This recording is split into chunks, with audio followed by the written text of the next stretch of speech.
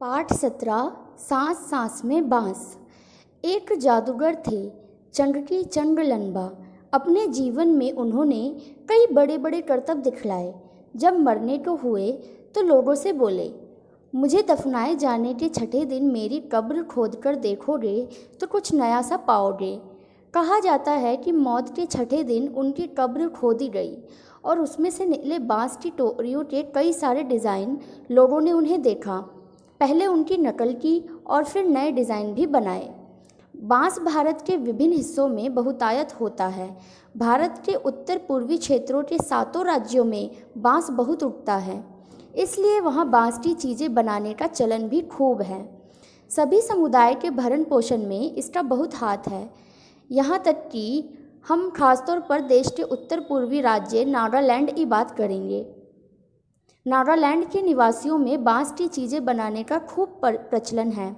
इंसान ने जब हाथ से कलात्मक चीज़ें बनानी शुरू की तो बांस की चीज़ें तभी से बन रही हैं। आवश्यकता के अनुसार इसमें बदलाव भी हुए हैं और अब भी हो रहे हैं।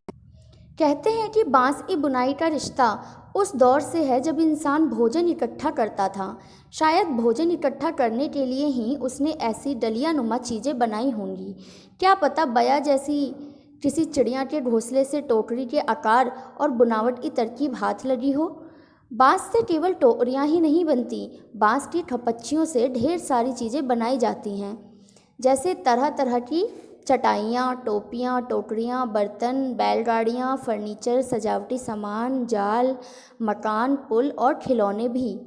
असम में ऐसे ही जाल जकाई से मछली पकड़ते हैं। छोटी मछलियों को पकड़ने के लिए इसे पानी की सतह पर रखा जाता है या फिर धीरे धीरे चलते हुए खींचा जाता है। बांस की खपच्चियों को इस तरह बांधा जाता है कि वे शंकु के आकार का ले लेते हैं रूप। इस शंकु का ऊपरी सिरा अंडाकार होता है और निचले नुकीले सिरे पर खपच्चियाँ एक दूसरे में गुथी हुई होती हैं। खपच्चियों से तरह तरह की टोपियाँ भी बनाई जाती हैं। असम के चाय बागानों के चित्रों में तुम्हें लोग ऐसी टोपियाँ पहने हुए दिख जाएंगे। और हाँ, उनकी पीठ पर टंगी बांस की बड़ी सी टोकरी देखना ना भूलना। जुलाई से अक्टूबर घंघोर बारिश के महीने, यानी लोगों के पास बहुत सारा खाली वक्त या कहो आसपास के जंगलों से बांस इकट्ठा करने का सही वक्त। आमतौर पर वे 1 से 3 साल की उम्र वाले बांस काटते हैं। बूढ़े बांस सख्त होते हैं और टूट भी तो जाते हैं। बांस से शाखाएं और पत्तियां अलग कर दी जाती हैं। इसके बाद ऐसे बांसों को चुना जाता है जिनमें गांठें दूर दूर होती हैं। दाव यानी चौड़े चांद जैसी फाल वाले चाकू से इन्हें छीलकर खपच्चियां तैयार की जाती हैं। खपच्चियों की लंबाई पहले से ही तय कर ली जाती है। मसलन आसन जैसी छोटी चीज़ें बनाने के लिए बांस को हरे गठान से काटा जाता है, लेकिन टोकरी बनाने के लिए हो सकता है कि 2 या 4 गठानों वाली लंबी खपच्चियाँ काटी जाएं। यानी कहाँ से काटा जाएगा यह टोकरी की लंबाई पर निर्भर करता है। आमतौर पर खपच्चियों की चौड़ाई 1 इंच से ज़्यादा नहीं होती। चौड़ी खपच्चियाँ किसी काम की नहीं होती। इन्हें चीरकर पतली खपच्चियाँ बनाई जाती हैं। पतली खपच्चियाँ लचीली भी होती हैं। खपच्चियाँ चीरना उस्तादी का काम है। हाथों की कलाकारी के बिना खपच्चियों की मोटाई बराबर बनाए रखना आसान नहीं। इस हुनर को पाने में काफ़ी समय लगता है। टोकरी बनाने से पहले खपच्चियों को चिकना बनाना बहुत ज़रूरी है। यहाँ फिर दाव काम आता है। खपच्ची बाएं हाथ से होती हैं और दाव दाएं हाथ में। दाव का जो धारदार सिरा खपच्ची को दबाए रहता है, जबकि तर्जनी दाव के एकदम नीचे होती है। इस स्थिति में बाएं हाथ से खपच्ची को बाहर की ओर खींचा जाता है। इस दौरान दायां अंगूठा दाव को अंदर की ओर दबाता है और दाव खपच्ची पर दबाव बनाते हुए घिसाई करता है। जब तक खपच्ची एकदम चिकनी नहीं हो जाती, यह प्रक्रिया दोहराई जाती है। इसके बाद होती है खपच्चियों की रंगाई। इसके लिए ज़्यादातर गुड़हल, इमली की पत्तियों आदि का उपयोग किया जाता है। काले रंग के लिए उन्हें आम की छाल में लपेटकर कुछ दिनों के लिए मिट्टी में दबाकर रखा जाता है। बांस की बुनाई वैसे ही होती है जैसे कोई और बुनाई।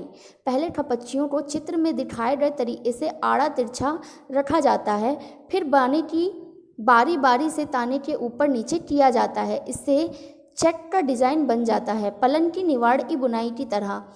टूल बुनना हो तो हरे बाना 2 या 3 तानों के ऊपर और नीचे से जाता है। इससे कई सारे डिज़ाइन बनाए जा सकते हैं। टोकरी के सिरे पर खपच्चियों को या तो छोटी की तरह गूंथ लिया जाता है या फिर कटे सिरों को नीचे की ओर मोड़ और फंसा दिया जाता है और हमारी टोकरी तैयार। चाहो तो बेचो या घर पर ही काम में ले लो। पाठ के प्रश्नोत्तर करते हैं। पहला प्रश्न है कि बांस को बूढ़ा कब कहा जा सकता है? युवा बांस में कौन सी विशेषताएं होती हैं जो बूढ़े बांस में नहीं पाई जाती? तो उत्तर ये है कि 3 साल और उससे अधिक उम्र वाले बांस को बूढ़ा कहा जाता है। बूढ़े बांस सख्त होते हैं और टूट भी जाते हैं। युवा बांस मुलायम होते हैं। उसे सामान बनाने के लिए किसी भी तरह से मोड़ा जा सकता है। प्रश्न 2 कि बांस से बनाई जाने वाली चीज़ों में सबसे आश्चर्यजनक चीज़ तुम्हें कौन सी लगी और क्यों? बांस से बनाई जाने वाली चीज़ों में सबसे आश्चर्यजनक मुझे जो चीज़ लगी है वह है मछली पकड़ने वाला जाल यानी जकाई। इसकी बुनावट बहुत कठिन है, लेकिन इससे मछलियाँ जिस तरह फंसाई जाती है वह भी बहुत ही आश्चर्यजनक है। प्रश्न 3 कि बांस की बुनाई मानव के इतिहास में कब से आरंभ हुई होगी? उत्तर बांस की बुनाई मानव के इतिहास में तब से आरंभ हुई होगी जब से इंसान ने हाथ से कलात्मक चीज़ें बनानी आरंभ की और जब मानव घूम घूम कर भोजन एकत्र किया करता था। भोजन के लिए उसे एक डलिया नुमा वस्तु की ज़रूरत पड़ी होगी, तभी उसने बांस की बुनाई से डलिया बनाई होगी। बाद में वह कलात्मक वस्तुएं भी बनाने लगा। प्रश्न 4 कि बांस के विभिन्न उपयोगों से संबंधित जानकारी देश के किस भूभाग के संदर्भ में दी गई है? एटलस में देखो और उत्तर भी दो।